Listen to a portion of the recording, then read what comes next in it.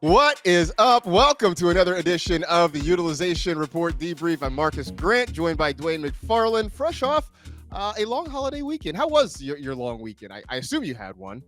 Yeah, I definitely had one. It was awesome. We went to a crawfish boil, which is, Nice. it's the end of the season for that. And the boil we went to, this guy's got he's got this person that he goes to. It's nobody really knows who it is. He doesn't let everybody know, but he always gets all these huge crawfish. And like, so we're always trying to decode like, where is he getting these crawfish from? Especially this year, if anybody that's listening that eats crawfish knows that like there was a shortage of crawfish, and we're not a lot of big ones this season, but his contact is still coming through, so that was great. We had some live music, Marcus, so Nice. got up and played in front of people, which is can always go a lot of different ways for you.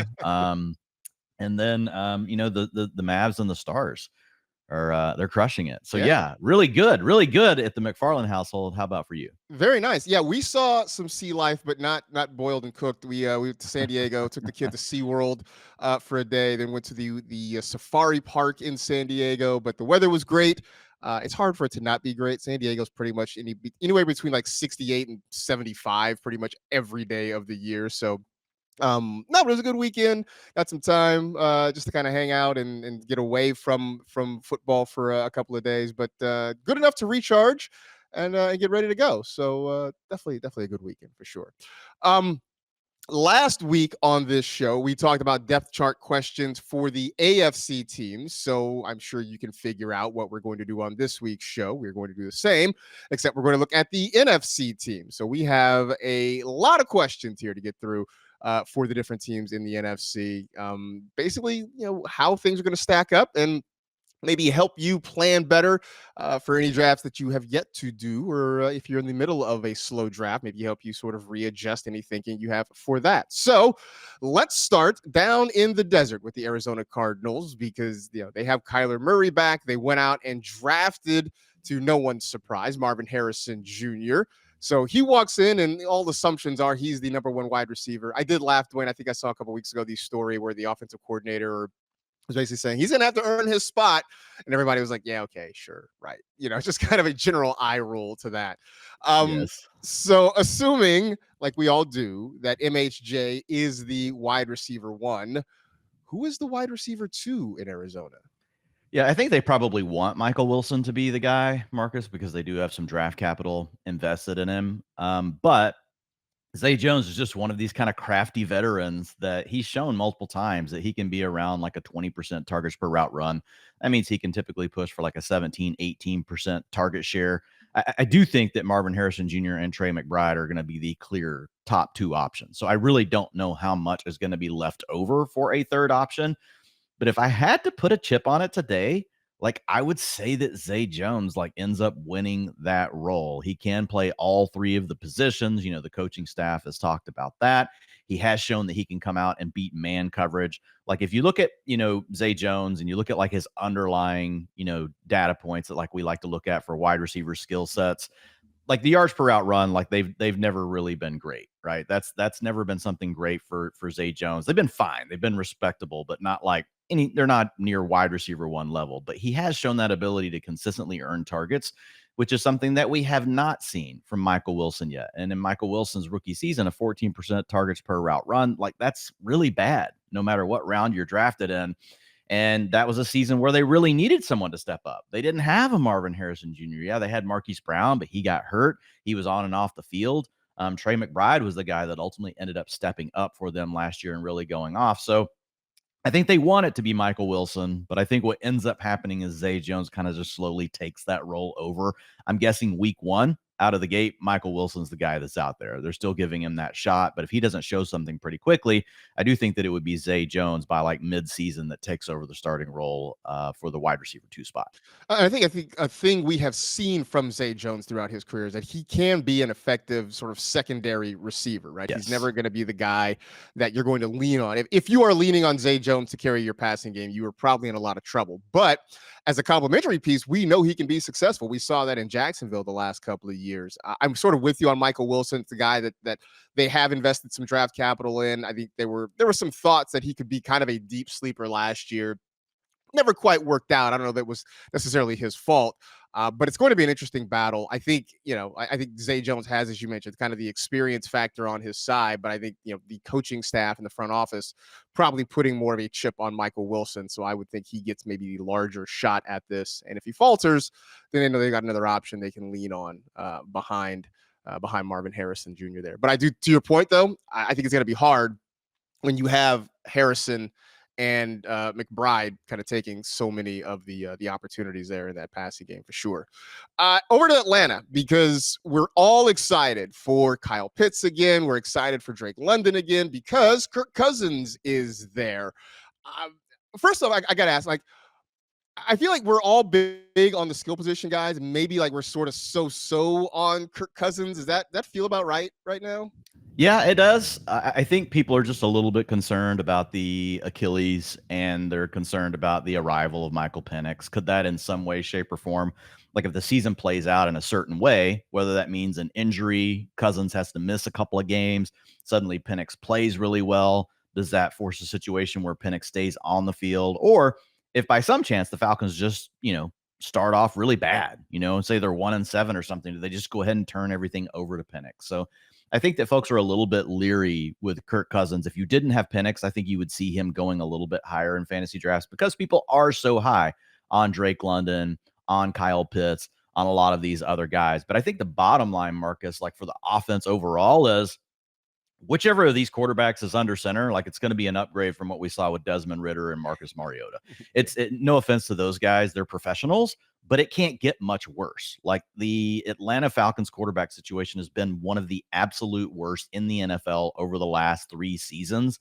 And if you look at the potential upside that we're going to get in this passing game, Kirk Cousins could bring a 75 to 100 yard improvement per game versus what we've seen from the Falcons, in the passing attack. And that's just absolutely huge. And we don't see it that often going back in the history of fantasy football. But one good example is Eric Decker. Whenever we saw Peyton Manning arrive on the scene and they had Tim Tebow and all these other cast-offs before that, he increased 7.3 fantasy points per game, Marcus. So, I mean, that's kind of what people I think are looking at. T.Y. Hilton, the year I had Jacoby Brissett start because Andrew Luck was out. And the next year, Andrew Luck comes back. The year before, Andrew Luck surprises us all and retires in August. But that one last hoorah with Andrew Luck, T.Y. Hilton went up 6 fantasy points per game. So there are a couple of examples where we saw nearly that 100 yards per game increase. And I think that's really around where we could be for the Falcons. Now, if Penix has to start, I wouldn't be as bullish on it, but it's still going to be better than potentially sitting around 200 yards per game or worse, what you've seen, over the last couple of years. So the market's already very bullish on Drake London, but I think it all adds up for me. I'm interested in your thoughts, but when I look at London, like the underlying talent profile screams borderline wide receiver 1 already, like his target earning ability, his yards per route run, all those things, despite playing with really bad quarterbacks, shows up well for Drake London. So now you give him this increase in Kirk Cousins. I think this is one of those scenarios, where it truly does mean 1 + 1 = 3. Right? It's going to be more than 1 + 1 = 2. And I think the same could also go for Kyle Pitts, who's going in round 5, sometimes slips into round 6 of early best ball drafts. No, I'm with you 100% because I think what we saw from Drake London the last couple of years is what he potentially can do. I mean, this is a guy who last year had over 900 receiving yards with, as you mentioned, poor quarterback play. Now they get an upgrading quarterback. To your point, regardless of who it is, if it's Cousins, if it's Penix, it's definitely better than what they've seen the last couple of years. On top of that, this is an offense that now has more scoring potential. Last year it was let's see if they can get you 17 points as a team, and then hopefully their defense. Which, by the way, last year was maybe the first time in a long time where you could say the offense let the defense down in Atlanta. It hadn't been that way for so many years.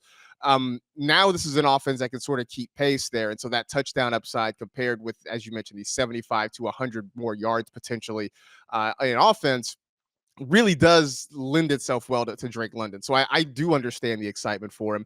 And some people were saying, hey, I'm back on Kyle Pitts. And I'm like, well, I'm not back because I never really fully left the whole time, right? I know there are people who are still hesitant, right? Because so far, he hasn't really blossomed into the guy that we want him to be, even though I still go back to he had 1,000 yards as a rookie. He had a great season. He was a victim of our oversized expectations. This is the year, though, Dwayne, where everything seems to come together. They've got the quarterback play. He is healthy again. Hopefully, they have a coach that's not going to go all galaxy brain and try to use him in some really weird ways that don't necessarily fit his skill set. Everything points toward this finally being the Kyle Pitts year that we are hoping for. So, round 5-6, I'm super comfortable taking him in that spot. I really do think at some point, though, either you're in or you're out. I don't think there are people anymore who are on the fence about Kyle Pitts. Like at some point, you've just sort of declared your side on what you think he's going to be. And to be honest, I think most people had already had declared their side. I do think this changed their mind, the quarterback upgrade, because if you remember, like the early best ball drafts before free agency happened, Kyle Pitts was going in round 10. Yeah. And so now he's climbed 5 rounds. So I think there were some people that were out that have been sucked back in.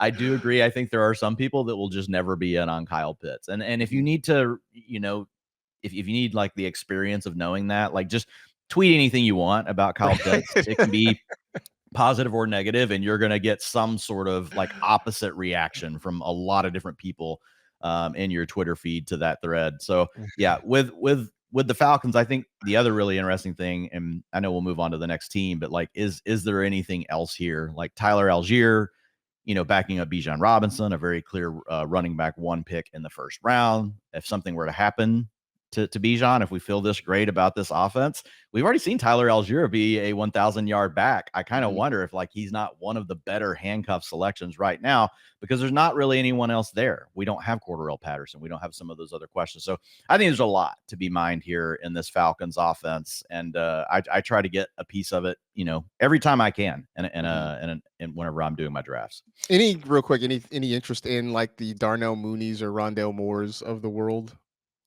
Yeah, late in drafts, like as part of like game stack stuff. Like say you got Jaden Daniels and you've already got Bijan and one of the other Falcons on the team, something like that, or you're going with Kirk Cousins and you're looking at the stack. You've got Washington versus Atlanta. If people are wondering, okay, game stack, what does that mean? Those two play each other in week 17 when you're trying to win all the money in a best ball championship. So I'm definitely open to drafting those guys. I don't target them honestly if I don't already have other Falcons pieces. Like it's just I find it hard to see a role really developing. I think Rondell is the one I actually like more, just because how interesting that slot role has been in the Rams offense over the history. Now Cooper Kupp is a great player that really sends that, slot position to a new level. But Rondell Moore is kind of a guy that's always had my interest, Marcus. But for whatever reason, it just hasn't worked out. I know he gets a lot of little gimmicky kind of touches, but so does Deebo Samuel. Deebo Samuel gets a lot of gimmicky touches. So it's not always a bad thing. So if there were one of those two, I do think it's Rondell. And Rondell pretty much goes undrafted. Whereas, Darnell Mooney, you've still got to spend a pick on. Yeah, no, that's probably fair. Speaking of moving on to the next team, that's the Carolina Panthers. And if there's one thing that I feel like all of us in the fantasy industry are starting to coalesce around, it's the idea that there's big improvement coming, and everybody seems to love drafting Panthers at ADP, at cost, admittedly, but there seems to be a lot more excitement about them. Can we say that they are the most improved offense in the NFL? Now, granted, Dwayne, that was a pretty low bar from where last year was, but they have done some things to really try and improve. Are they the most improved offense for you?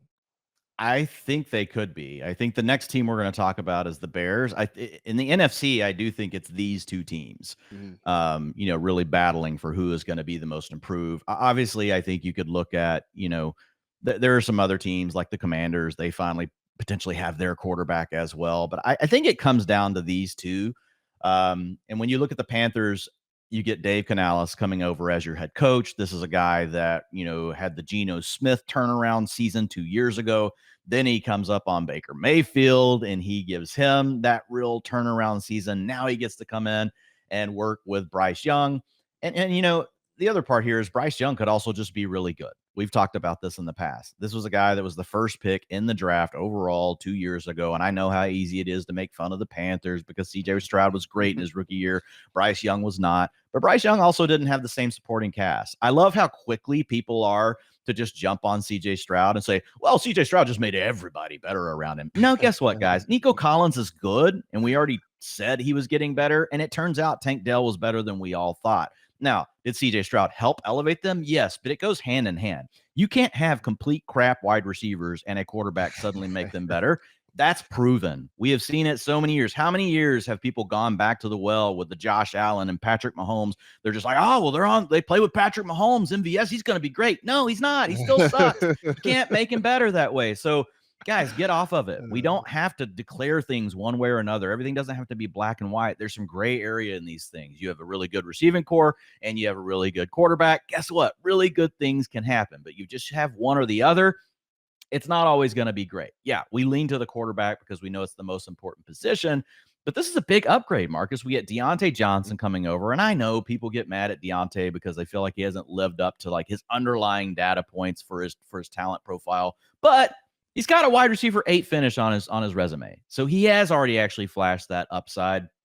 But he can get open at will. He can beat man coverage, zone coverage. He can work those short and intermediate routes. He's even better as a deep threat than what some people give him credit for, but he's really kind of been attached to some quarterbacks that didn't want to push it down the field. So very interested because that's something Bryce Young was really good at. They also had Xavier Legette.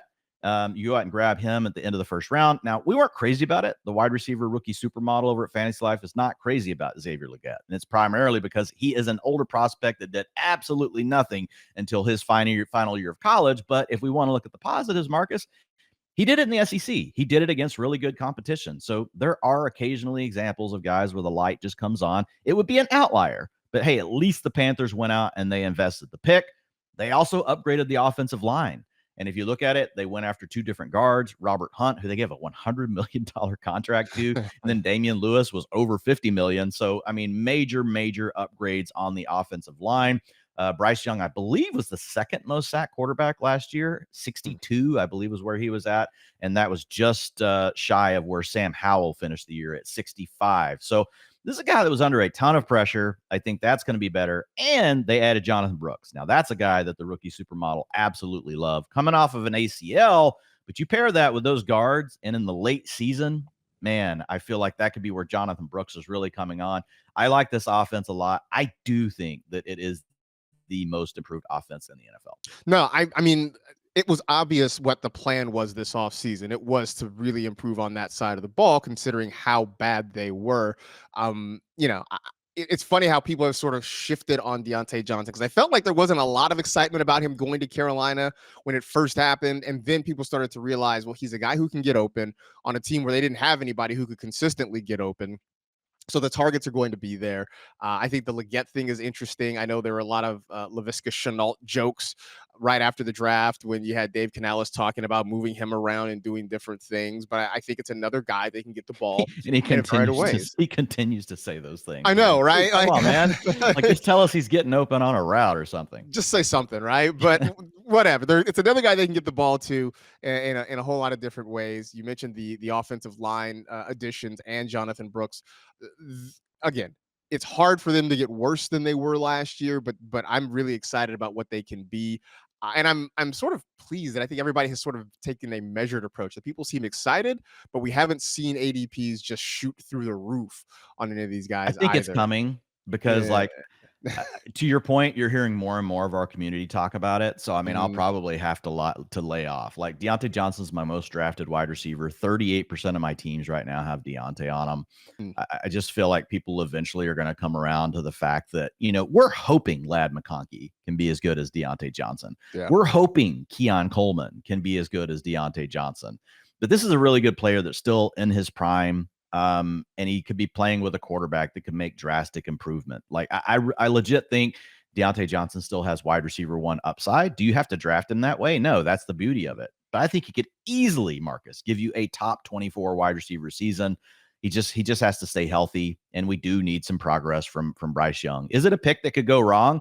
Yeah, but you're getting him in round 7 right now. So, I mean, it's not absolutely killing you. I mean, he goes around JSN, DeAndre Hopkins. Those are other names that, I like to take as well. But Diontae is definitely my favorite in that group. And then you didn't even mention, Adam Thielen. After what he did last year, people still don't care. They're just don't. He's going right now like in the 160s. I've got Adam Thielen on 25% of my teams. Wow. So I've got Xavier Legette on a lot of my teams. So Panthers are so easy to stack and set up late in your drafts.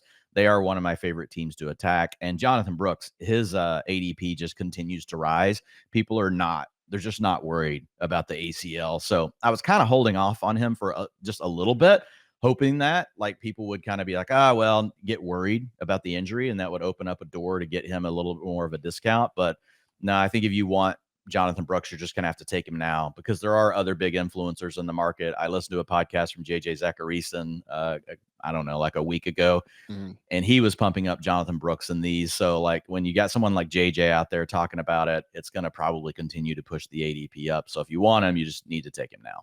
Yeah. It's funny because people aren't worried about the ACL, and obviously they're not worried about Chuba Hubbard and or Miles Sanders at any point either. Well, and in these tournaments, like you're looking for what you want is to draft the team that can win come week 17. And the young players give you a great chance to do that, because there's a lot of ways that the Panthers season could run out. They may not be as improved as what we're talking about, and that could still be good for Jonathan Brooks, because by the time the end of the year gets here, they just want to see him, man. They want to put him on the field. They want to try to get a spark for their offense. There's just a lot of ways that it works out good for these younger players, whether this team performs well or they underperform and aren't as improved like as what you and I think they might be. So if they are potentially the most improved offense, then the Chicago Bears probably clocking in at the second most improved offense. You talk about young players. Obviously, Caleb Williams goes number 1 overall. They take Rome Odunze a little bit later in the first round. They add Keenan Allen. There's a lot. I mean, this offense seemed to kind of be on its way. I mean, it definitely had work to do, but another one, Dwayne, that took a big step forward with their offseason moves. Yeah, I think you could argue for this one to be number 1. It really comes down to Caleb Williams and Bryce Young, which of those two guys play better, because both of them, are playing on offenses that look pretty good. But like overall, like if you had to pick from the receiver core standpoint, like you're taking DJ Moore, Rome Odunze, and Keenan Allen over Deontay Johnson, Xavier Legette, and Adam Thielen. Like they're both solid, but I think clearly the Bears have they have the better trio. But I'm talking just pure most improved offense period over the offseason. And when you look at what the Panthers also did on the offensive line, I think I give them the slight nod. The other thing that worries me about the Bears is I am just not a Shane Waldron fan. Like he has just underwhelmed me since he took over in Seattle. We always get excited about that Sean McVay coaching tree. And it's just not something with Waldron that I think he hasn't done very much for me. When I look at coaches, like I'm looking for guys that do as much as possible to make it as easy as possible on their signal caller. And I don't think that he's necessarily done that. He doesn't use a lot of play action, which we know is a cheat code. A target to a wide receiver is worth 20% more in fantasy points over the last 5 seasons on play action versus non-play action. It just creates more space. This is not rocket science. He doesn't do it. Now, part of that can come down to the quarterbacks you're playing with. If they don't like it, there are some quarterbacks in the league that will tell you they don't like play action. They don't like turning their back to the defense. Yeah. That's just not their thing. And so he did have Russell Wilson, that's not something that he really loves to do. So maybe there's a little bit there for Waldron. But again, like last year, you go out and you spin that pick on Jaxon Smith-Njigba, and then you run, the 17th most 11 personnel in the league. Like you just don't even run 3 wide receiver sets that often. You're at the league average. So to me, like things like that, and some of that can be the head coach. Like it could be Pete Carroll really maybe stepped in and said, no, that's not what we're going to do. But that's the kind of stuff that just really bothers me. And then just an offense that didn't run a lot of plays, Marcus, like the second least plays per game over his tenure when he was with Seattle. Like he was just one of the worst. And that's despite having pretty good quarterback play, which if you have really bad quarterbacks, it can really hurt your plays per game. But he had decent quarterback play during that time. So for me, Shane Waldron is still in hey, you got to show it to me. I don't necessarily think this guy is a great coordinator. So that's my concern. But I think it does lead to a question that you have to figure out as a fantasy manager. And like if you're trying to make a stand on something in this offense, it's really who is the wide receiver 2 when they play in 2 wide receiver sets? Because we have a question about how much 11 personnel they're going to run. And what if it is Odunze? Odunze might be the better fit out of him and Keenan Allen to play in 2 wide receiver sets. And if that is the case, then Odunze, a guy that, originally when we talked about him, thinking maybe he is overpriced because how's he going to earn targets against a guy like Keenan Allen and DJ Moore? And I think that's still going to be a challenge for him. But I think there is a question as to who is on the field when they just play in their two wide receiver sets, because Keenan's getting older. He is a really good player from inside. Doesn't mean he can't play outside, but a lot of his snaps have come from the slot over the last several seasons. Yeah, and that's a reason why I'm not avoiding Keenan Allen, but I certainly have been hesitant at times necessarily to click on his name, just because I think there is a world in which he's the one who sort of is the kind of low man on the totem pole in this offense. And so just from playing time. Yeah. Right. And so I think that is my big concern with Keenan Allen. Not that suddenly he's going to be a terrible player and fall off a cliff, but just the numbers may not work out in his favor consistently. So that has me a little bit concerned about what his year could be in Chicago this year. Speaking of older players, Ezekiel Elliott is back in Dallas. He rejoins the Cowboys after a whole lot of speculation and much assumption that would happen. So now they've got three guys in that backfield with Zeke, Rico Dowdle, and Deuce Vaughn. How do they split that up? And then furthermore, do they have a number 3 wide receiver in this offense right now? Yeah, I think those are really big questions for the Cowboys. I will say that, the way the coaching staff has been talking, it's always interesting, right? These comments and these quotes that we get from the coaches, and they've told us it's going to be a committee and at the running back position.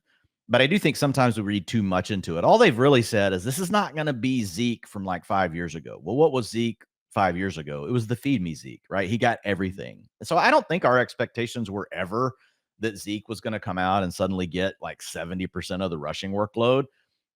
But I don't know about you, Marcus. I still would project him as the lead guy. I get it. People are like, oh, well, Rico Dowdle, he's younger. Well, he's, this is a guy that's over 26 years old. He's been in the league a while. I don't know. It's hard for me to get too behind that. But right now in our projection model, I've got Zeke at 43% of the carries, 33% going to Rico Dowdle, and then I've got 10% going to Deuce Vaughn. Deuce Vaughn is the absolute kind of profile that if he did really work out hard this offseason and gets that weight up and gets to a spot where they feel more comfortable having him on the field, he could really throw a wrench in everything, because we know from his days at Kansas State, he is a prolific back out of the backfield as far as, his receiving prowess. So there's a world where Zeke and Dowdle are kind of battling for these early down looks. Maybe Zeke gets more of the work inside the 5-yard line. And then you have Deuce Vaughn really taking that 2-minute offense. So I think there's a lot of ways this could go, but I'm willing to spend at ADP. I'm just kind of mixing all these guys in right now, Marcus. I don't have like a real strong take. I think it's hard to have a strong take, honestly. And if someone does, I think they're out on a limb, to be honest, because there's nothing to really attach yourself to other than the fact that it's an ambiguous backfield and it's the Cowboys. They should score a lot of points. I just want access to it. I just want to mix it up. But I have mixed in some Deuce Vaughn shares at the very end of drafts a few times. And that's something I'll probably do more as the summer goes on. And then, man, that wide receiver 3 question, I don't know. I really don't. Like, I was looking at it. Jalen Brooks right now is the guy that's battling Jalen Tolbert for the starting reps, opposite of Brandon Cooks and CeeDee Lamb. So I think if you have to throw a dart late in drafts right now, it's Jalen Tolbert. If you really want to get funky, with it, then I think that, it's probably Jalen Brooks. I'm probably waiting on that though. Like those kind of picks, like where there's a chance Jalen Brooks doesn't even make the team, even though right now he's battling, for reps with the first team in OTAs.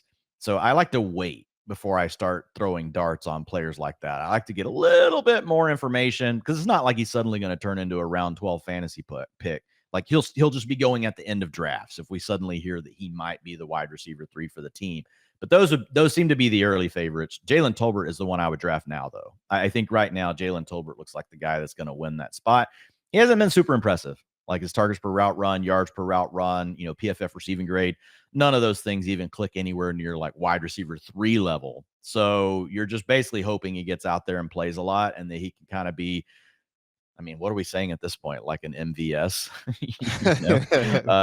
one of these, maybe he could turn into a Gabe Davis, and give you some spike week potential, but he has the chance to be on the field.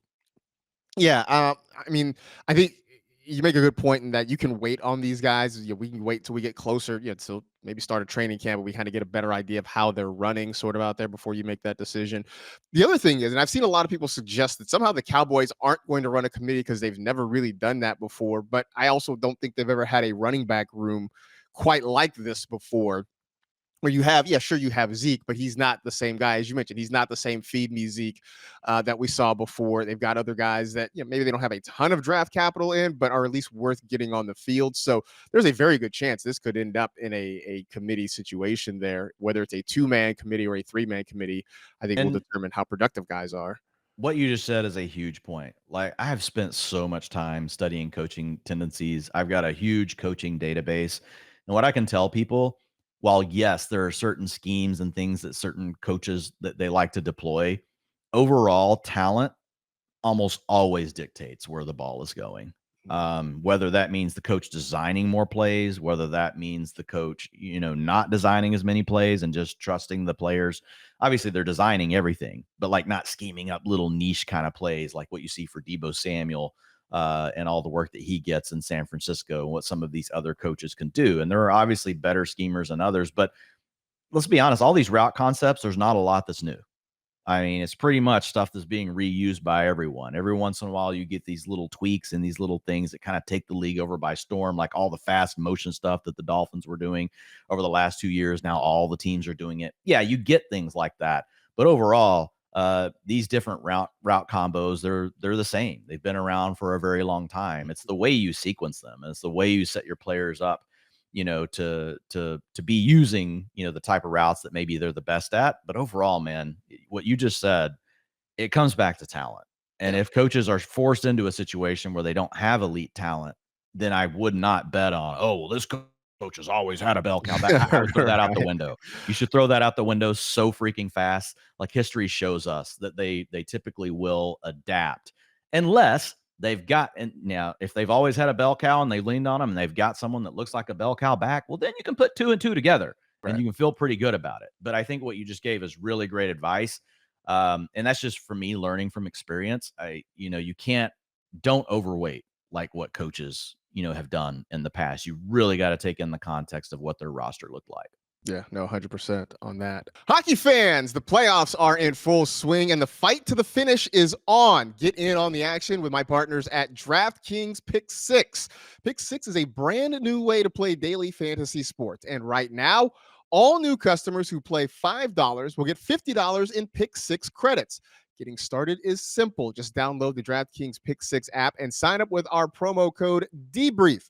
Pick at least 2 players and choose if they'll have more or less of a stat, like will they score more or less than 3.5 shots on goal, or score more than half a point. Lock them in and compete against others for a shot at huge cash prizes. Download the DraftKings Pick 6 app now and sign up with our code DEBRIEF. Only on DraftKings Pick 6.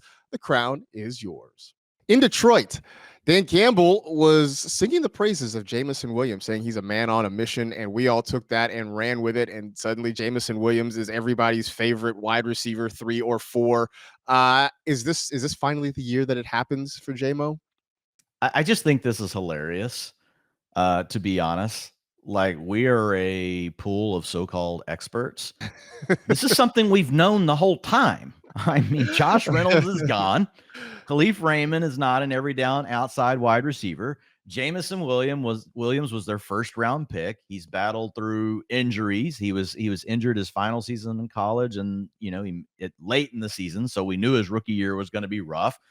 And then he obviously had the issues last year with the suspension, and it's been a rough ride. Here's my challenge around Jameson Williams. 17% targets per route run last year. They did turn to him more and more. 21% versus man, 18% versus zone.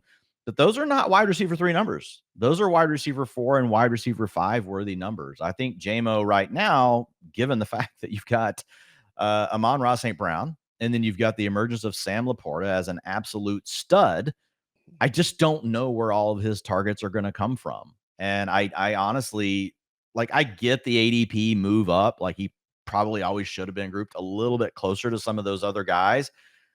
But I don't get like the frothiness overall of now how everybody's just so willing to click on Jameson Williams. I feel the same way I felt about him like a month ago. So I didn't even move him in my ranks. I'm below underdog ADP now. And I'm fine with where the ADP is at. Like right now, he's like around wide receiver 48.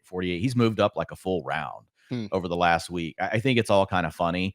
But yeah, I think Jameson Williams is the wide receiver. He's the third option, right now for the Lions, but he could be like the fourth option. We didn't even talk about Jahmyr Gibbs yet. Yeah. They're going to try to get him his touches in the passing game as well.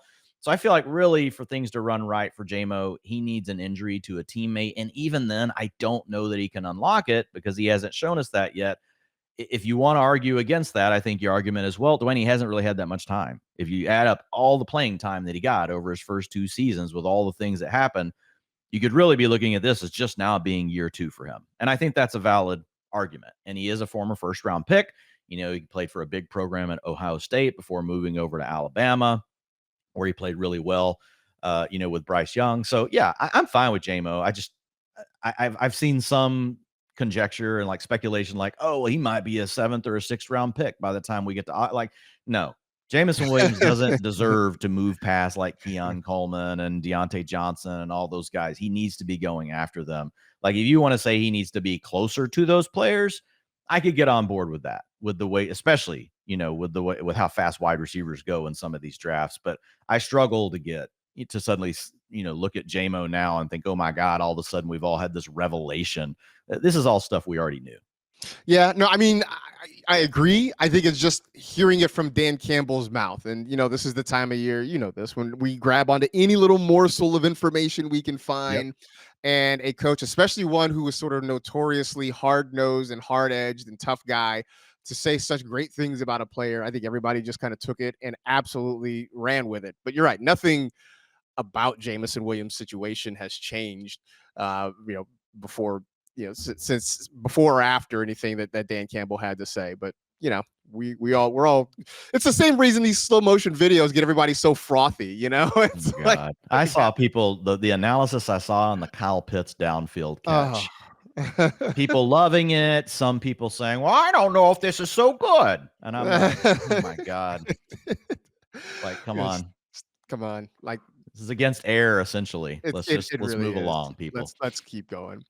Speaking of keeping going, in Green Bay, Josh Jacobs comes over from the Raiders. He is now with the Packers. They also go and draft Marshawn Lloyd. And my first thought was, well, it's going to be tough for Lloyd to get on the field because Jacobs is a guy who generally does not come off the field, at least didn't when he was with the Raiders.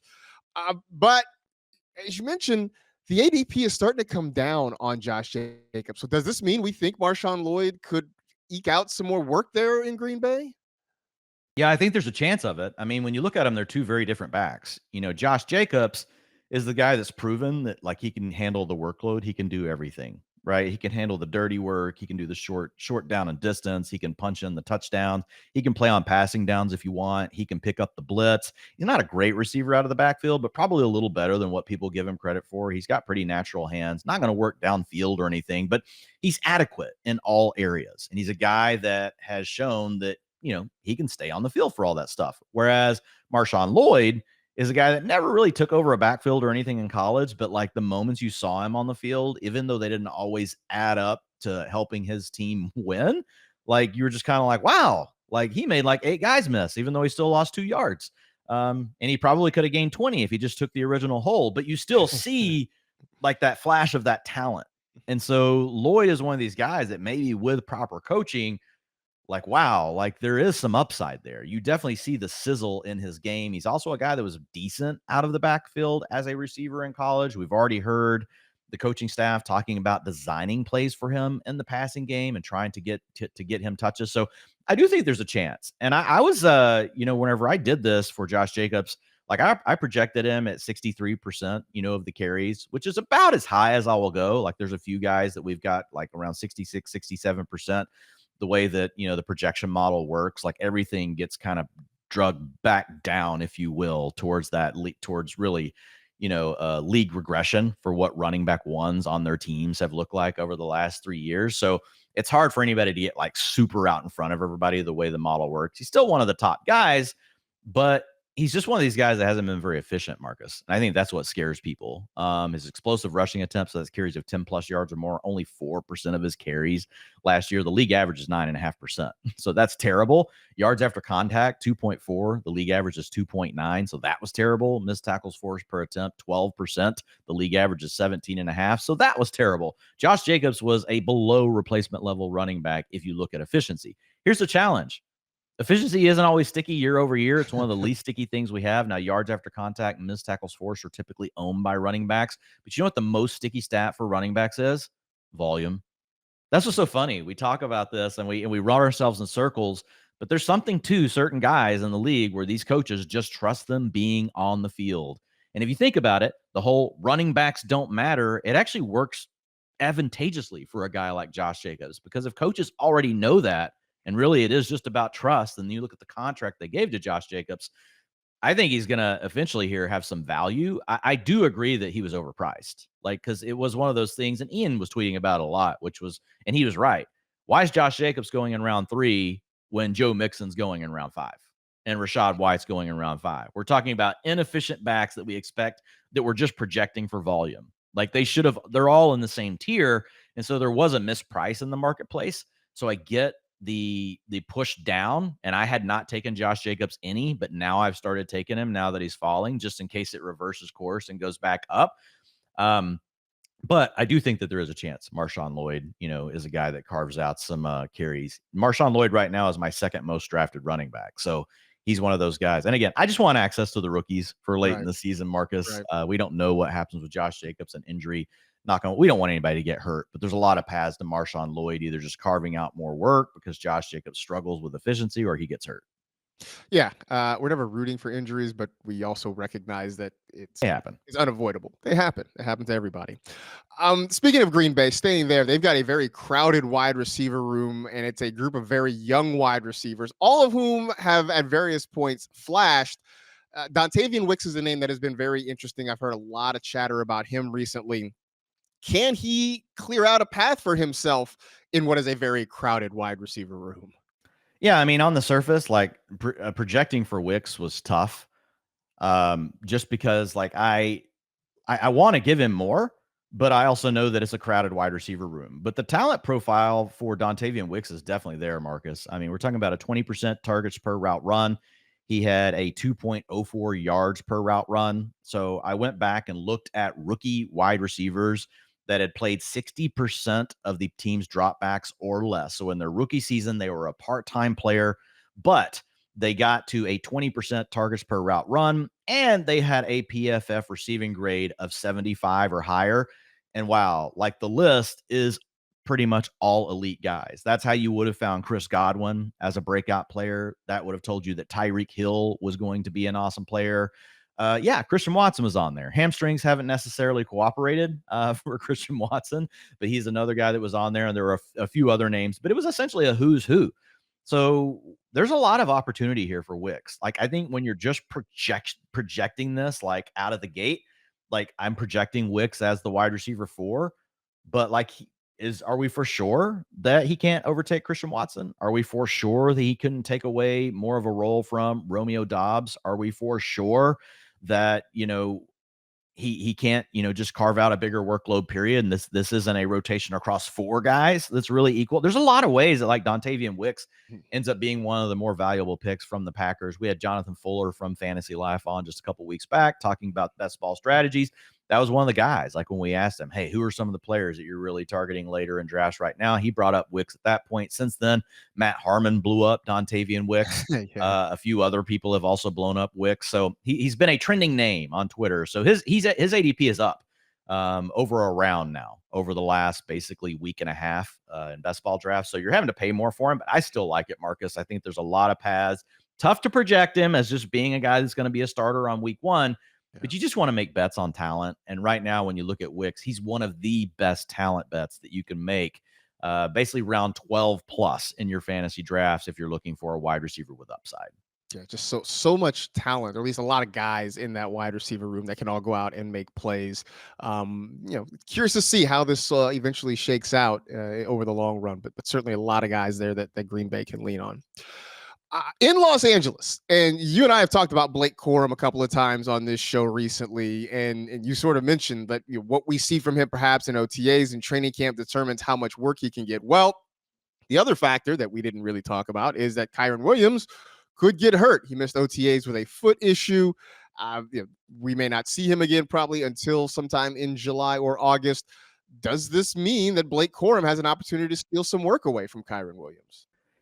Yeah, I think the chance. I mean, there's a chance for it. I think the injury news, like just over this last week, just really reminded everybody of that. And so you've seen Kyren Williams just. I mean, he's fallen down draft boards. He's now often falling into round 3. Marcus, his ADP is down to pick 24 overall in these best ball drafts. So it's something where the market, is getting out on Kyren. I look. And if you go back and historically, you look at running backs with low NFL draft capital, so round 3 or later, that reach 15 plus fantasy points per game in year 1 or year 2. And then you look at how did they fare the next year. Like, it's not a great list. Like, you got Alfred Morris, who went to running back 27 after you remember that rookie year, with Washington. And then, you keep going through this list, and it's just not, it's not a great list. Andre Ellington fell to running back 52. Devonta Freeman, he kept on going, and he was still good. Like, he was the running back 7. You got Myles Gaskin. He fell out of favor, running back 36. James Robinson, fell out of favor as well after being a top 5 running back, went to running back 22. Jordan Howard had that good rookie season for Chicago, and then he fell to lower running back 2 territory as well. So Isaiah Pacheco and Kyren Williams are the 2 guys from last year that fit this criteria. And so, like, if you look at this list, like Devonta Freeman, like, worked out pretty good. For the rest of these guys, they basically all saw a downturn. So not necessarily the kind of profile we really wanted to be buying into, but like, there's also the names like Arian Foster who fit this criteria. If you go a little further back, Marcus, and think about it, if Arian Foster had lived in this day of Twitter and fantasy analysis, he would have fallen into this bucket, and he would have been falling down draft boards, and he would have been an absolute steal, because that dude went on to just continue to absolutely smash in fantasy. And again, like, when I look at Kyren, the one thing that makes me wonder if, like, we're just going too far is, like, how much we love the Rams offense and how well these running back ones have performed for Sean McVay in the past. So I'm at the point now where I'm buying. Kyren, I was not drafting whenever he was at that 1-2 turn, but now you're giving me at the 2-3 turn. I want to get in on Kyren. And one of the reasons also, Marcus, is I just feel like if you're going to be drafting all the time and drafting this early, then one of the things you should be doing is playing these news cycles. And there's a chance that all of a sudden we get to training camp, Kyren's 100% healthy, like Sean McVay told us. He said he's ultimately not worried. He thinks that Kyren's ready day 1. Well, guess what happens after a week of training camp? And they're like, oh, Kyren's back, looks great. He's taking all the first team reps. And they're like, Blake Corum's working with the third team. What's going to happen to Kyren Williams' ADP? It's going to move back up. Yeah. So I want to get in on it now. I think that Kyren, if he's falling into the mid-3rd, it's just hard for me to pass on him at that point. Yeah, no, I mean, that feels a lot more comfortable than where he was going earlier on. And so I think, I'm kind of with you on that. But I will admit I'm still taking some shots at Corum while he's, in theory. I think Corum, you should be drafting, period. I think there's just a good chance for his ADP to go up. Corum is my 2nd most drafted right now. So my running backs. Oh, Marshawn Lloyd is actually in 1st now at 29.7% of my teams. Blake Corum is 2nd at 28.4%. So I think you absolutely should be smashing the rookies where they're going right now at ADP. And the thing is with Blake Corum, what we just said about Kyren, for some reason, Kyren does get hurt. Man, Blake Corum, how are you going to feel? Like, how quickly will we rank him as a running back 1? Will we even need to see it? Will we even need to see him put up a running back 1 performance, or will we just initially rank him that way? Oh no, we'll just throw him in there because that's how it's how we feel about the McVay offense. That's how we feel about his running backs. I 100% think that's what's going to happen. In Minnesota, they go out and they get Sam Darnold in the offseason. They draft JJ McCarthy. I guess twofold here. What should we expect from McCarthy? I mean, can he win that starting job? And what does that mean for Justin Jefferson, Jordan Addison, all the rest of those skill position guys? Yeah, so this is the flip side to what we talked about really in Atlanta, and it's kind of interesting. There's not I think people are a little bit worried about this, Marcus, because you see Justin Jefferson no longer. Justin Jefferson's the best wide receiver in the NFL until proven otherwise. Last year, he was the number 1 pick in most fantasy drafts. So now he's fallen down to pick 4 or pick 5. So people are obviously a little bit concerned. I think he should go further down than that. Right now, I don't see a way. And look, I still love Justin Jefferson. I think he's going to be fine in fantasy, but I don't see the upside for Justin Jefferson to crush all your hopes and dreams and to suddenly perform like the best player in fantasy land. I think it's going to be really difficult for him to do that. So when I just look at the opportunity cost of the other guys going around him, I feel like Breece Hall's ceiling is much higher than Justin Jefferson's this year. I think that you can argue the same thing for Bijan Robinson. Like, these are elite young running backs. I get it, folks. You can't take a running back early. No, these kind of running backs you can. These are the next superstars of the position. They could overtake Christian McCaffrey this year to go absolute bonkers, talking 350 fantasy points, 400 fantasy points. That's the kind of thing that's on the table for these guys if it breaks right. Whereas I think Justin Jefferson, you're going to be fine, Marcus. I think he's going to finish up, historically, guys that have gone into the situation that he's going into right now have finished as the wide receiver 8 the next season, averaging 17.5 fantasy points per game. So again, you're going to feel fine. 17.5 fantasy points per game. You're going to feel good about Justin Jefferson. But I just don't like clicking on him as that 4th pick. And so when I talked about it being the flip side to what we talked about with the Falcons, the average rookie quarterback that's taken before pick 16, going back to 2010, would represent a 64-yard per game downturn versus what we saw from Kirk Cousins over the last 3 years. And if we go back and we look at the guys that fit that category, what's funny is Eric Decker is one of them. Eric Decker's on the positive list and he's on the bad list because he then turned around and decided, I'm going to leave Peyton Manning and go play for the Jets. Bad move, Eric Decker. He went down like 6 fantasy points per game. The average, here's the biggest thing with this, Marcus. Like, the average that these guys dropped was between 2.5 and 3 fantasy points per game. But the bigger picture is, guys that saw this kind of downturn in yards passing per game, 88% of them saw a downturn in their fantasy points per game. So even the best guys, this got to Larry Fitzgerald, it got to Julio Jones, it got to Stephon Diggs. So there have been some really good players in the past that are in the caliber, not saying all of them were as good as Justin Jefferson, but I just named freaking Julio Jones that went through this sort of thing. Larry Fitzgerald was on that list, one of the best wide receivers that we've seen in the last 20 years, and they all suffered. So I think with Justin Jefferson, he's a fine first-round pick. I just don't want to be taking him in the top 4, and that just bleeds down to Jordan Addison, who I think is also overpriced in drafts right now. I don't have a lot of Vikings. Yeah. And I know what a lot of people will say is the comment I hear is, well, look at what Nick Mullins did.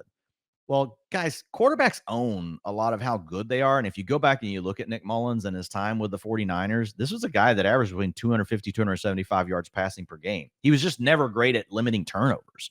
He was always a good yardage per game guy. So when I hear people, 1, point to a small sample of only a few games of Nick Mullins last year, and then 2, forget the context of really Nick Mullins if you just look at him as a yards passing per game kind of guy, he's been pretty good over his career. There's no guarantee J.J. McCarthy comes in anywhere near that. In fact, if you're projecting J.J. McCarthy for anything over 225 yards per game passing, he's an outlier. You're going against like historical trends. So that just makes it difficult for me. Could J.J. McCarthy prove all that wrong and be an outlier that throws for 260, 270 yards per game?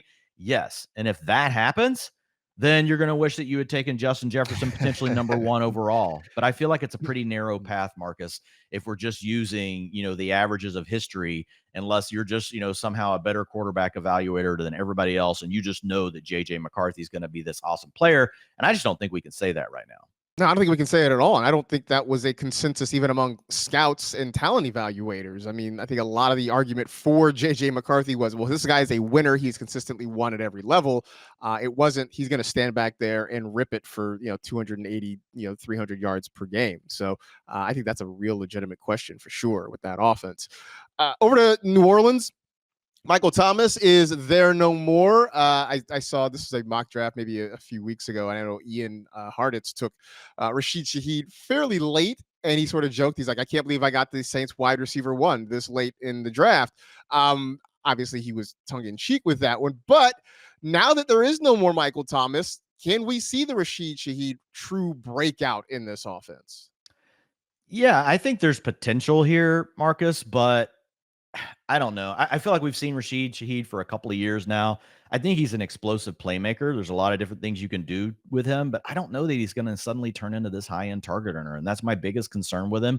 I like him at ADP, but last year, if you look at his target share, 13%, 16% targets per route run. That didn't necessarily get better once Michael Thomas was off the field. So that's a concern. Remember, Michael Thomas, wasn't a factor last year down the stretch. So Rashid Shaheed's actually already had this opportunity. He was actually already the wide receiver 2 for the Saints offense last season down the stretch, and he didn't necessarily put it all together. I thought he was fine. Against man coverage, he was pretty good, 2.05 yards per route run. So, I mean, that's always a positive when you can show something against man coverage. So I don't want to say that there's not hope for him, but I don't quite get, the idea that, oh, wow, this guy could really end up being a wide receiver 2 in fantasy. I think you would feel really good if he ended up being a boom bust wide receiver 3, meaning one of these guys that every third week, you're glad you had him in your lineup. The other 2 weeks, not as glad, but that one blow up is enough to kind of keep you coming back.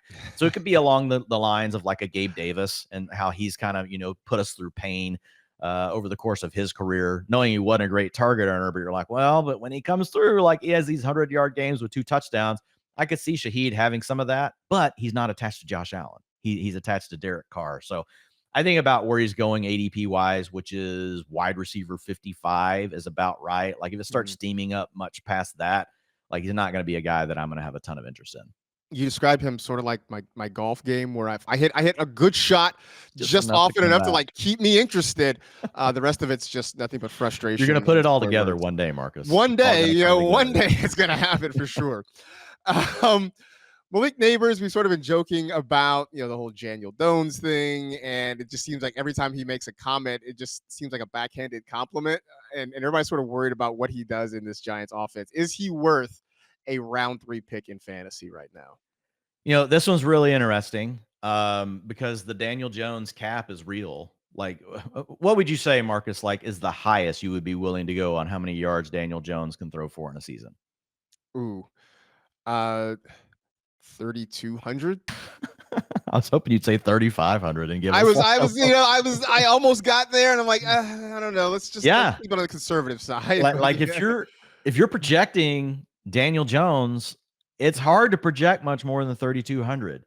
I think there's a rose-colored glasses world where maybe we get to 3,600. And a lot of that would come from, Malik Nabers just helping him out. So it makes it difficult because if you go back and you look at the history of wide receivers that have finished, that have blown the top off of things, in fantasy, they're typically attached to really good passing games. And we know we don't have that here, but because there's really not much other target competition, we've got Wan'Dale Robinson, who's really more of this underneath kind of low ADOT guy. But there's Jalen Hyatt, who could become more of a field stretcher, but didn't do a lot last year from target earning ability. We've got Darren Waller. Dude, come on. Just make your decision. Decide already. Yeah, you're turning everyone against you to where people just don't even want to hear your name anymore. Come on, man. What's the deal? Let's find out if you're going to play or not. But even with Waller, because of all the health issues, even if he plays, it feels pretty wide open, for Malik Nabers. So I think he can pay off the ADP where he's at. I guess my question is really how much upside is there? Does he truly offer that wide receiver 1 upside that I hear some people talking about? And look, Malik Nabers scored really well in the Fantasy Life rookie wide receiver model. We were all surprised at how close he graded out to Marvin Harrison. Who's been, one of the most highly lauded wide receiver prospects that we can remember in the last 20 years. So Malik Nabers is a really good player. It's just a matter of, what can the Giants offense do? I think on the positive side, Marcus, Brian Daboll has shown an ability in the past to really, get his playmakers the ball, and he's shown an ability to adapt on offense to really do what's right for the player and their skill set. So I think that's going to be a good thing for Malik Nabers. Can he finish as a wide receiver 1? I think that's tough. Taking him in the round 3 of fantasy drafts, I can understand why some people kind of get hesitant about it. If you're drafting in a best ball contest like DraftKings, where it's full point PPR, you start 3 wide receivers and only 2 running backs, and you have a flex, you just don't have. You're going to have to do it. And right now, he goes later on DraftKings. So I think it's fine, but I'm not overweight. I'll tell you that. I'm not overweight on Malik Nabers. If he was going in round 4 or 5, I would be overweight on Malik Nabers. But in round 3, I'm basically saying I don't want to be left out on Malik Nabers, but I'm not going to be so in on him that if it's somehow a dud, it kills my fantasy season. Right. Yeah. No, I think it's a situation of the highly drafted rookie on a team that doesn't have a whole lot of alphas at the wide receiver position. I think it's just people looking at talent and opportunity and saying, "Hey, look, maybe it's worth the shot there." But I look at it and say, Daniel Jones makes me a little bit worried, so maybe I'm gonna stay away from that one. Last few here in Seattle. You talked about not liking Shane Waldron. He's out, and he goes over to Chicago. Ryan Grubb is in. And look, I know Tyler Lockett's getting older, but he's a guy who can still give you some things occasionally. DK Metcalf is there, and of course, Jaxon Smith-Njigba. Does having a new offensive coordinator mean that maybe we see more opportunities for JSN?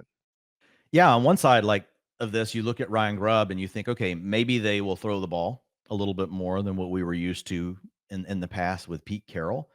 And then the other thought that I had was, well, maybe he will use more 11 personnel. This is a guy that had Rome Odunze and Jalen Polk and Jalen McMillan, and those guys were all really productive at Washington. But then I went back and I looked at their route participation, and this excludes games that they missed. In the games they played, Rome Odunze, 94% route participation. That's elite, especially in college. That's nuts. Jalen Polk, 85%. That's really good. So that's essentially your DK Metcalf and your Tyler Lockett. And then Jalen McMillan, the third guy, 54%. So that was kind of a womp womp. Now, again, how much you use 11 personnel can be dictated by game script, depending on the way you're thinking about your team. So if you get into a situation, Washington was a really good team this last year, where when you get ahead and you want to run the ball in the second half of games, well, guess what? You're not using 11 personnel for that. That's when you start using your 2 tight ends, you use a fullback, things like that. So that's a factor as well. So I don't think you can just look at these raw numbers and say there's no way. But I was hoping that I would see something a little stronger here that would get me excited. Last year, you saw the Seahawks use 11 personnel 63% of the time. We talked about that earlier. You mentioned it with Shane Waldron. That ranked 17th in the NFL. So forecasting it right now, I think you just kind of have to forecast something similar, but we really want to pay attention to this one in training camp and see if there are some nuggets that we can pick up. It would make a lot of sense in my mind now that you don't have all of these tight ends on the roster that you used to have, like Will Dissly, being gone. Colby Parkinson has now moved on, and it's more going to be Noah Fant, as the primary tight end. I could see a scenario where the personnel just kind of dictates, Marcus, that you're going to run more 11, right? You got Noah Fant as your main tight end. You don't run as many 2 tight end sets, and that opens things up for JSN. But just something that I really want to monitor in the preseason, because I still really like Jaxon Smith-Njigba. I know that the rookie season didn't turn out great, but his underlying target earning ability was still right there, borderline wide receiver 3. Play with 2 other really good wide receivers in Metcalf and Lockett. So I don't think we want to be out on JSN, but definitely need Ryan Grubb to open up more playing time, unlike what we saw with Shane Waldron. I was always surprised by the number of people who were so down on JSN, mostly because I don't think we were all disappointed, but I don't think anybody looked at it and said, this is a talent thing. Like maybe we evaluated him poorly. I think we all just looked at it and said, well, situationally, the opportunity just didn't materialize the way we would have hoped. And so I think the hope that maybe that changes should be enough to have. We want to get that ADOT up too. That would be the other thing, and a lot of times, wide receivers own average depth of target more than not, meaning typically, how deep you get targeted down the field it comes back to your talent. And last season, we don't know how much the wrist injury where, JSN had that wrist injury in the preseason, and he might have been nursing that along through the season. Was that a factor? But his average depth of target of 6.4, so air yards per game was only 34. We'd rather see that number closer to 9 or 10. Get in that range of where you could be on the Cooper Cup / Amon-Ra St. Brown between 8 and 10. But right now at 6.4, that was too low. So that was the biggest thing that was concerning. Was that something more to do with the injury, or just because they already had Lockett and Metcalf attacking more downfield? Was that a Shane Waldron maybe did have a bigger influence on Jaxon Smith-Njigba's ADOT than what we would want? So maybe that's something that Grubb can help with, where we do know that Washington was much more of a vertical attacking offense with Michael Penix. Yeah. In Tampa, Rashad White had a really nice finish to his fantasy season, in part because he was inefficient as a runner. So they just turned those runs into some short passes, and we racked up all the PPR goodness because of it. But if he remains inefficient running the football, Dwayne, does this mean that there's a chance for Bucky Irving to get in there and get some more chances? Yeah, I think the opportunity is there. I think, Bucky Irving's a guy that you should definitely be taking later in fantasy drafts. And he goes after a lot of the other, he goes multiple rounds later than Marshawn Lloyd. He goes multiple rounds later than Blake Corum. So he's a guy that you definitely want to mix in. But again, volume year over year is the most sticky things for running backs, not their efficiency. Even the efficiency metrics they quote unquote own, like yards after contact and missed tackles forced, volume is still more sticky to them year over year. So a lot of the coach speak that we have been hearing, it does sound like they have expectations for Rashad White to improve. And it seems like they've kind of got some bulleted things for him that, dude, you've got to be better in these areas. And anytime you hear something like that, and then you match that up with the fact that he was inefficient, 2.5 yards after contact, 2.9 is the league average. 14% missed tackles forced per attempt. League average is 17.5%. So he was below the league in both of those. And then explosive rush rate, which again carries of 10 plus yards or more, 8%. The league average is 9.5%. So you could say he was a below replacement level back in those categories. Still was good, to your point, as a receiver out of the backfield. So, and he was a better receiver in college than Bucky Irving. So I'm not going to get on the hype train of some of the stuff that I've heard where, oh, Bucky Irving is actually going to take away the passing down duties. I don't think so. I think Rashad White's probably locked into those, but could he lose some of the carries on the ground? I think that could happen, but I feel pretty good about where Rashad White is priced right now in drafts. Him and Pacheco are pretty close. Pacheco goes closer to the end of round 4 now, whereas Rashad White more of a round 5 guy, Marcus. So don't know what your thoughts are, but Bucky Irving, I don't think scares me enough to be like, oh my God, Rashad White should be going in round 7 or 8. I think he's probably priced about right. I'm not going after him every draft, but I start a lot of drafts. My first 5 picks are wide receivers and a tight end and a quarterback. And anytime Rashad White or one of these other guys falls into round 6, or Joe Mixon, I don't even question it. I'm taking him in that spot. No, I'm with you on that. I'm not really worried about Irving at this point. I mean, he's a guy that I've taken some shots at late in drafts or whatever, but I'm not. I don't look at him. I don't look at him the way I look at Blake Corum potentially, in Los Angeles, maybe creeping up on Kyron Williams. I just don't feel the same thing about Irving in Tampa this year. Last one, over to Washington, where they have changed a lot of different things. New head coach, new offensive coordinator, new starting quarterback. They bring in Austin Eckler at the running back position. We probably could have done a whole show on Washington because, Dwayne, there are depth chart battles. Maybe we should just save this and do a whole Commanders show next week. So many depth chart battles there. I mean, I don't know. Just obviously we know who the coach is. We know who the OC is. We know who the quarterback is. But running back, wide receiver, tight end, there are question marks in a lot of those positions. Yeah, it sounds like they want Robinson and Eckler to be the kind of tandem that we hear about a lot, right? One of the guys being more between the tackles, handling the early down stuff. It sounds like they want that to be Robinson, with Eckler handling more of the passing down work. But Eckler is a guy that's shown us in the past, Marcus. He can handle that dirty work as well. And we know he was playing with an injury last year. I know Austin Eckler is up there in age, but I will say these receiving backs do age more gracefully than your typical just early down back. So if something were to happen to Brian Robinson, or if he were to play inefficient and Austin Eckler's injury was a bigger component of why he didn't look as good last season, I think there's a world where Eckler could take over this backfield. And I think I'm the opposite of the market. It seems like most people are leaning more to Brian Robinson, and I get it. He's the younger player. But if I think of a world where one of them, Marcus, suddenly we wake up and we're in week 5 and we're like, oh my God, I can't believe I have this guy on my roster. I got so lucky. I still think it's Eckler because he's shown us he can do it all. Brian Robinson's never going to turn into a great passing down back. Not happening.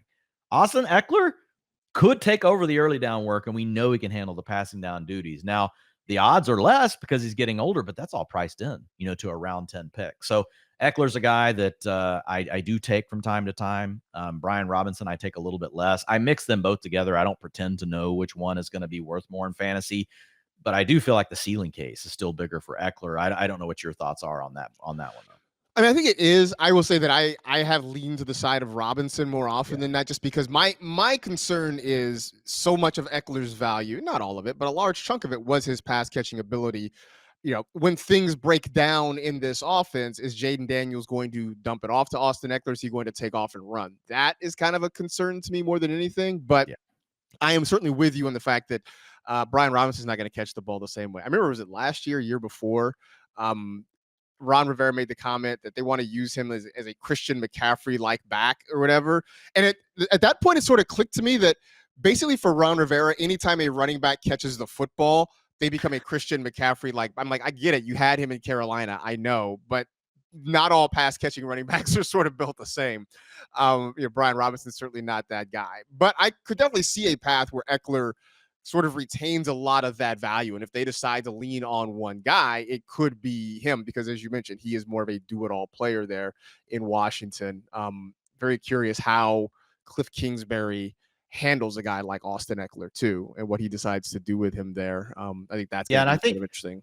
some of the other question is just some of these other battles, right? Like Jahan Dotson has been a major disappointment after finishing, his first season pretty strong, even though a lot of his underlying talent metrics weren't great. Like he had a good fantasy finish, but last year was really bad. And an offense that threw the ball a ton. And I know, Sam Howell ended up not being great, but like from fantasy perspective, like if you would have told me that the Commanders would have a guy that could come out and have them on pace to throw for 4,500 yards, I would have been in on Jahan Dotson, and he still stunk. So like you got him versus Luke McCaffrey, who's a guy that's really still transitioning from playing quarterback in college.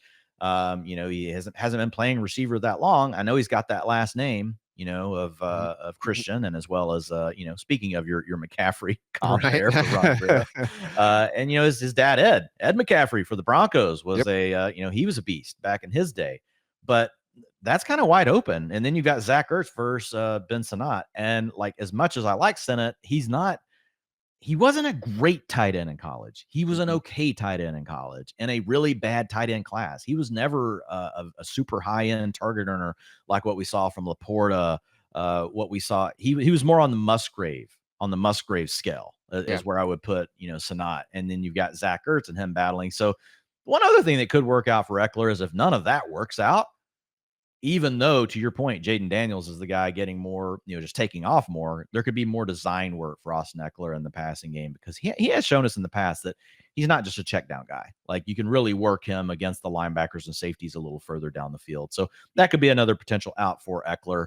But I think you're right on the concern around Jaden Daniels. We've seen historically that the scrambling quarterbacks do cap that upside for the receiving aspect of a lot of these backs. Yeah. I want to get in. I want to get excited about Sinnott. I just, sort of watching what he did at Kansas State. He was definitely more of an H-back, kind of a blocking guy too, that they would throw the ball to occasionally. I'm just not sure what his receiving upside is going to be in the NFL. I've been very, very hesitant when it comes to drafting him so far. His ADP is too high at this point. Like Sinnott, like when it first started rising, it was fine. Like, hey, get some.